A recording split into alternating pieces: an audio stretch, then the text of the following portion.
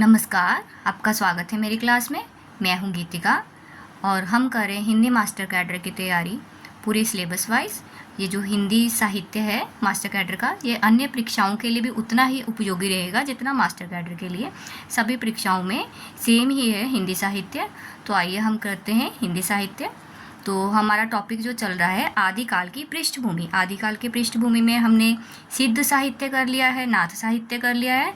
अब हमारा अगला टॉपिक चल रहा है जैन साहित्य। ठीक है, आइए जानते हैं हम जैन साहित्य के बारे में।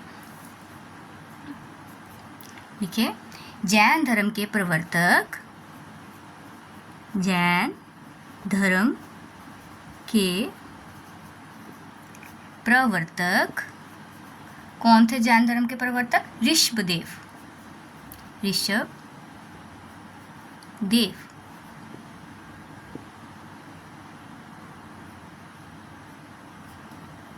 इसको दोबारा से लिख लीजिए, ऋषभदेव। ठीक है, यही प्रथम तीर्थकर थे जैन धर्म के। और अगला लिखिए, अंतिम तीर्थकर कौन थे जैन धर्म के? प्रथम तीर्थकर कौन थे? ऋषभदेव। और अंतिम तीर्थकर महावीर स्वामी। ये है 24वें। ठीक है, कितने हैं ये? 24वें तीर्थकर है, अंतिम तीर्थकर है महावीर स्वामी। अब लिखिए, जैन साधुओं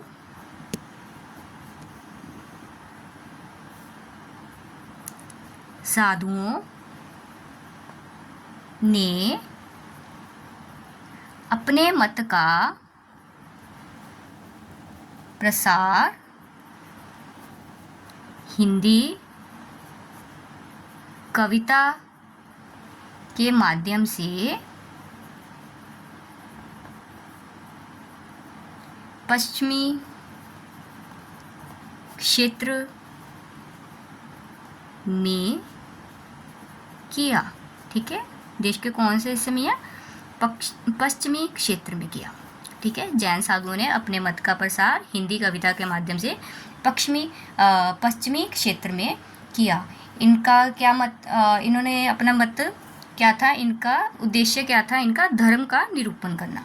ठीक है, जैन साधुओं का क्या उद्देश्य था? इन्होंने धर्म निरूपण करने के लिए अपनी कविताएं लिखी थी, ना कि कोई अपना प्रचार करना था। इन्होंने धर्म के लिए ही कविताएं लिखी थी। और इनका क्षेत्र रहा था पश्चिमी क्षेत्र।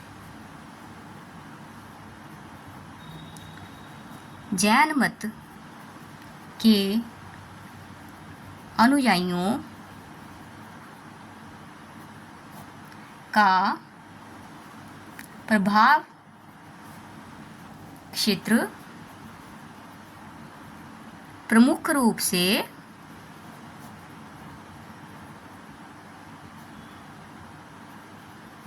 8वीं शती से 13वीं शती तक गुजरात और काठियावाड़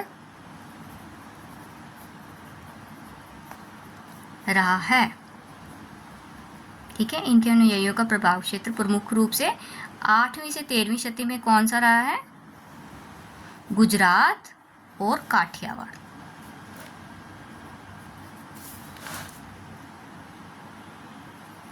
इन कवियों की रचनाएं, देखें इनकी रचनाएं कैसे मिलती हैं? आचार साहित्य मिलते हैं इनके, आचार, रास साहित्य, फागु और चरित आदि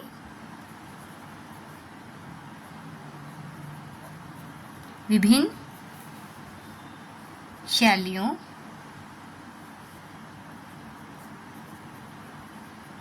देखिए इन कवियों की जो रचनाएं हैं आचार, रास, फागु, चरित आदि विभिन्न शैलियों में मिलती है। एक ही शैली में नहीं लिखा इन्होंने, अलग अलग शैली में लिखा है। शैली का मतलब क्या होता है? ढंग। ठीक है, आचार, रास, फागु और चरित।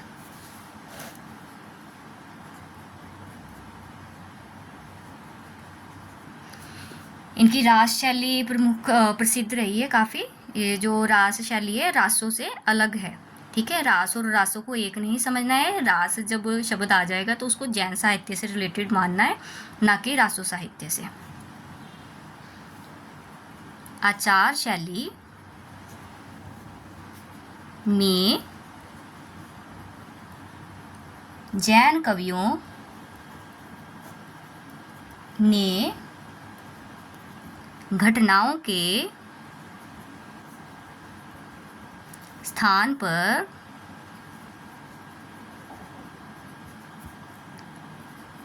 उपदेशात्मकता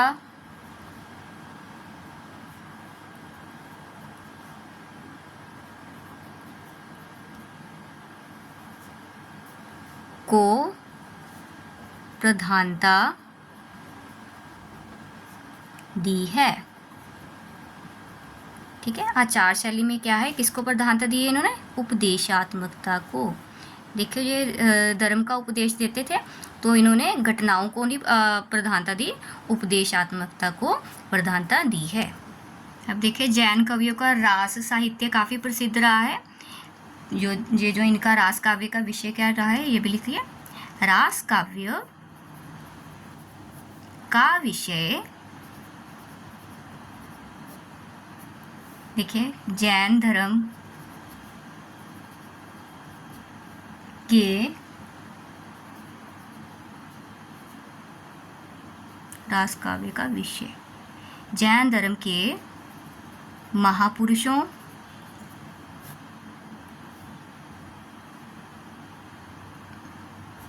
के चरित्र, नीति कथाएं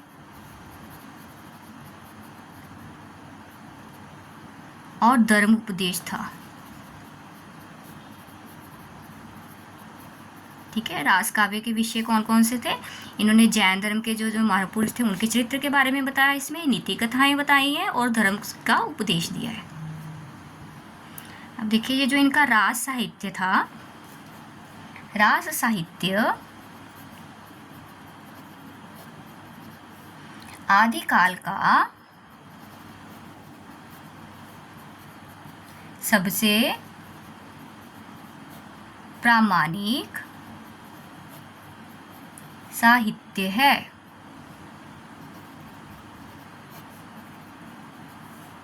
क्या है? प्रामाणिक साहित्य है, रास साहित्य।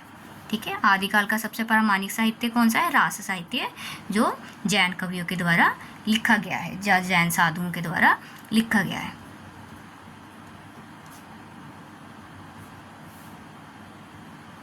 अगर देखिए, आचार्य शुक्ल, ठीक है, आचार्य रामचंद्र शुक्ल रास साहित्य को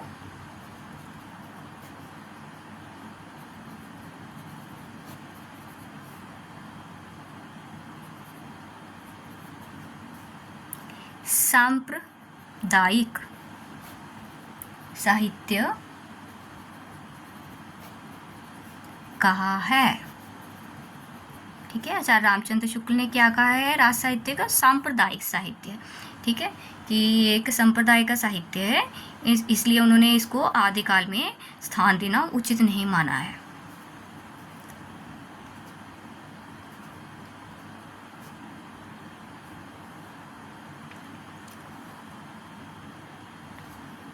रास काव्य की शैली, देखिए, अब रास काव्य की भी शैली है। रास काव्य की शैली क्या थी? गय एवं नृत्यात्मक थी। कैसी है रास काव्य की शैली? जो गाई और जिसपे नृत्य किया जा सके। ठीक है, भाव इसके गाया भी जा सकता है और प्रस्तुत भी किया जा सकता है नृत्य करके। अब ये जो है रास साहित्य, इसका संबंध क्या है? संस्कृत साहित्य, इसमें इसको रास को संस्कृत में क्या कहा गया है? क्रीड़ा नृत्य। ये जो रास शब्द है इसको संस्कृत साहित्य में क्रीड़ा नृत्य कहा गया है। आप लिखना है तो लिख सकते हैं। देखिए, रास से अभिप्राय। अब रास का आपको मतलब भी पता होना चाहिए। रास को संस्कृत साहित्य में क्रीड़ा नृत्य, ठीक है, वर्ड है क्रीड़ा नृत्य कहा गया है। ठीक है, रास को क्या कहा गया है? क्रीड़ा नृत्य संस्कृत में। अब ये जो भरत मुनि जी हैं, इन्होंने रास के लिए क्रीड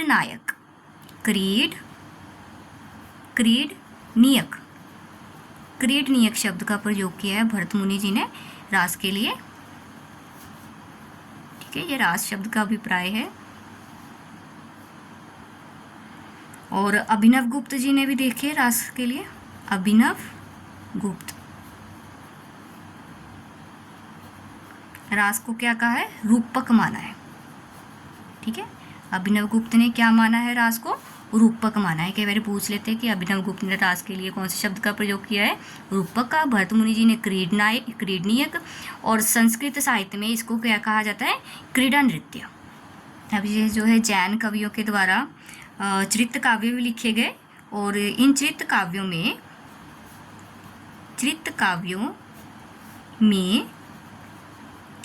तीर्थकारों के जीवन चरित्र के साथ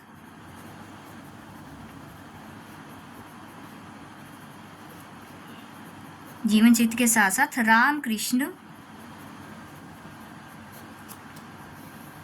रामकृष्ण को भी अपनी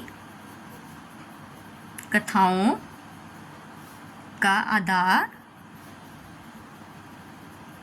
बनाया है। ठीक है, इन्होंने अपने जैन तीर्थंकरों के चरित्र के बारे में तो लिखा है, पर रामकृष्ण को भी अपनी कथाओं का आधार इन्होंने बनाया है। अब देखिए, रास परंपरा की तरह ही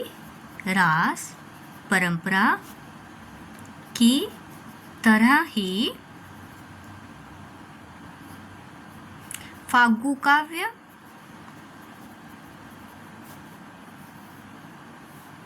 परंपरा भी जैन कवियों की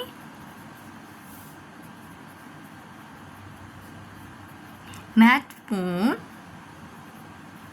उपलब्धि है। कई बार प्रश्न आ जाता है कि फागु काव्य का संबंध किससे है? तो इसका संबंध है जैन साहित्य से। आपको पता होना चाहिए कि फागु काव्य भी जैन साहित्य का ही हिस्सा है। आगे देखिए, ये जो जैन साहित्य है, ठीक है, इस पर क्या है? अपभ्रंश का पर्याप्त प्रभाव है। किसका पर्याप्त प्रभाव है? अपभ्रंश का पर्याप्त प्रभाव है। ठीक है, इनकी हिंदी कैसी है? अपभ्रंश प्रभावित।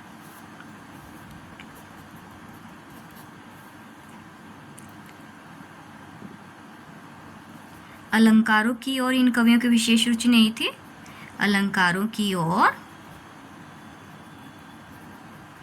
इन कवियों की विशेष रुचि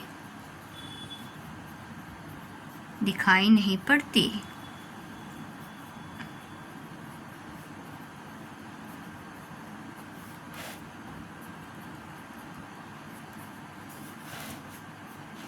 देखिए, अब रस क्या है? क्योंकि इनकी प्रवृत्ति धार्मिक थी, तो कौन से रस की प्रधानता रही है?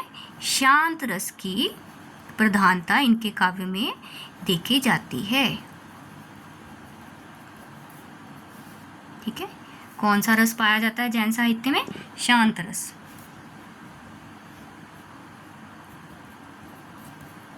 ये इंपॉर्टेंट होते क्वेश्चंस आ जाते हैं ऐसे कि कौन से रस की प्रधानता रही है, इनकी भाषा कैसी रही है, ये ऐसे आप इन सब बातों को ध्यान रखना। इनका मतलब फागु काव्य का संबंध किस साहित्य से है। अगर आपके पास डिटेल लिखी होगी तो आपको क्वेश्चंस के आंसर करने इजी रहेंगे। इन्होंने दोहा, कवित्त, रास छंद का अधिक प्रयोग किया है। कौन कौन सा छंदों का प्रयोग किया है इन्होंने? दोहा, कवित्त, रास छंद का अधिक प्रयोग किया है। अब देखिए ये जो इनके द्वारा दोहा छंद का प्रयोग किया गया है, देखिए ये जो है अपभ्रंश भाषा में से दोहा छंद का प्रयोग शुरुआत मानी जाती है। ठीक है, देखिए अपभ्रंश भाषा में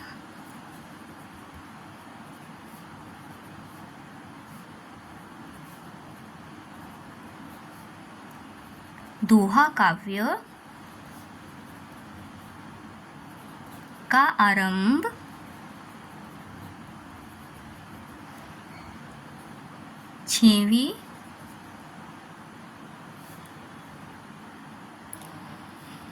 छठवीं या छठी शताब्दी के कवि जोइंदू, क्या नाम है? जोइंदू। कौन सी शताब्दी के? ये छठी शताब्दी के। ठीक है, अपभ्रंश भाषा में दोहा काव्य का आरंभ छठी शताब्दी के कवि जोइंदू से माना जाता है। ये मोस्ट इम्पॉर्टेंट है कि दोहा काव्य का आरंभ किसने किया था? तो जोइंदू नाम आप याद रखिए। कौन सी शताब्दी में? छठी शताब्दी में। और कौन सी भाषा में हुआ था दोहा काव्य का आरंभ? अपभ्रंश भाषा में।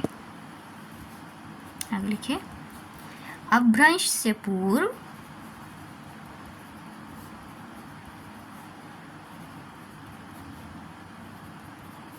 दोहा का प्रयोग नहीं होता था। ठीक है, अपभ्रंश से पूर्व दोहा का प्रयोग नहीं होता था। दोहा का प्रयोग नहीं होता था। अपभ्रंश से पूर्व दोहा का प्रयोग नहीं होता था। ठीक है, अब ये भी देखिए अपभ्रंश, अब इसके साथ रिलेटेड है, आपको नॉलेज होनी चाहिए इन सब बातों के भी। अपभ्रंश भाषा में 3 प्रकार के बंध पाए जाते। ठीक है, कितने प्रकार के बंध पाए जाते? 3 प्रकार के। एक था दोहा बंध,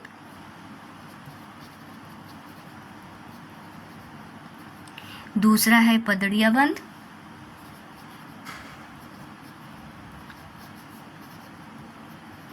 और तीसरा है गए बंध। गए पद बंध। ठीक है, कौन कौन से 3 प्रकार के अपभ्रंश भाषा के? देखिए ये बंध, दोहा बंध, पदड़िया बंध और गए पद बंध। ठीक है, आगे देखिए हजारी, सर जरा आवाज ना करो, पानी पी लो। देखिए हजारी प्रसाद द्विवेदी जी ने क्या कहा है? दोहा या दोहा अपभ्रंश का अपना छंद है, उसी प्रकार जिस प्रकार गाथा प्राकृत का अपना छंद है। इससे हमें पता चलता है कि दोहा अपभ्रंश का छंद है और ये जो गाथा है वो प्राकृत का छंद है। ठीक है, तो ये कई बार क्वेश्चंस आ जाते हैं कि गाथा किस भाषा का छंद है, तो हमें पता चल जाएगा कि प्राकृत का। और दोहा किससे आरंभ हुआ था? अपभ्रंश से।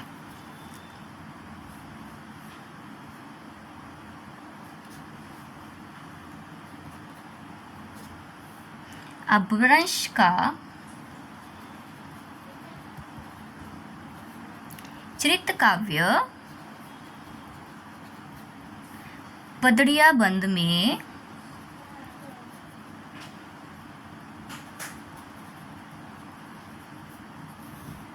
कौन सा काव्य? चरित्र काव्य पदरिया बंद में लिखा गया है। ठीक है, कई बार पूछ लेते कि चरित्र काव्य किस बंद में लिखा गया है, तो ये पदरिया बंद में लिखा गया है। चलिए आगे लिखिए। देखिए, चरित्र काव्यों में पदरिया छंद की 8 पंक्तियों के बाद दत्ता दिया रहता है, जिसे कड़वक कहते हैं। चरित्र काव्यों में पदरिया छंद की 8 पंक्तियों के बाद दत्ता दिया रहता है, जिसे कड़वक कहते हैं। किसकी? चरित्र काव्यों में। ठीक है, कितनी? 8 पंक्तियों के बाद जो दत्ता दिया रहता है उसे कड़वक कहते हैं। आगे लिखिए। पदरिया बंद 16 मात्राओं का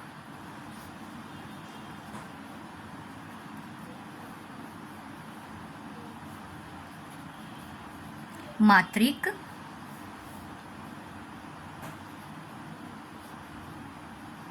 छंद है। ठीक है, पूछ लेते हैं कि पदरिया बंद कौन सा छंद है? ये मात्रिक छंद है। कितनी मात्राओं का? 16 मात्राओं का।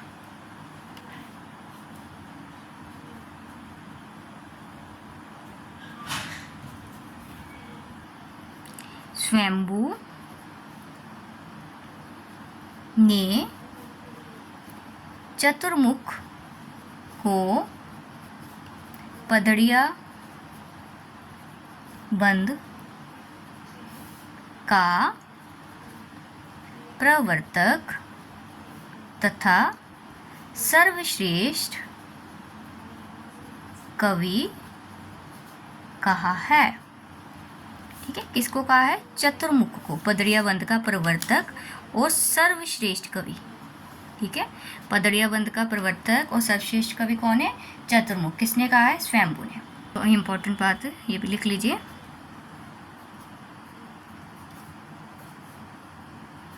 आदिकाल में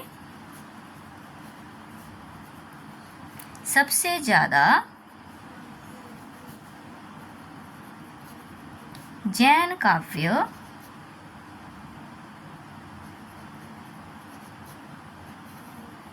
लिखा गया।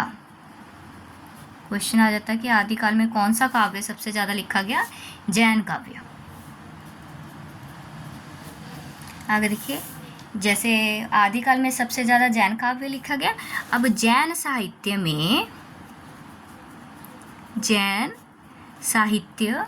में सबसे ज़्यादा चरित्र काव्य लिखे गए। ठीक है, अब जैन साहित्य में सबसे ज़्यादा क्या लिखा गया? चरित्र काव्य लिखे गए। ये भी क्वेश्चन इंपॉर्टेंट बन जाएगा कि जैन साहित्य में सबसे ज़्यादा क्या लिखा गया था? चरित्र काव्य। तो आज के लिए इतना। जैन साहित्य से संबंधित सभी इंपॉर्टेंट तथ्य जो मैंने आपके सामने लाकर रख दिए हैं, आप इनको रिवाइज़ कीजिए। इनसे आपके पेपर में अच्छी प्रेपरेशन हो जाएगी।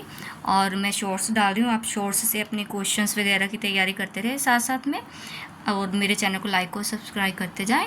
आज के लिए इतना ही। धन्यवाद।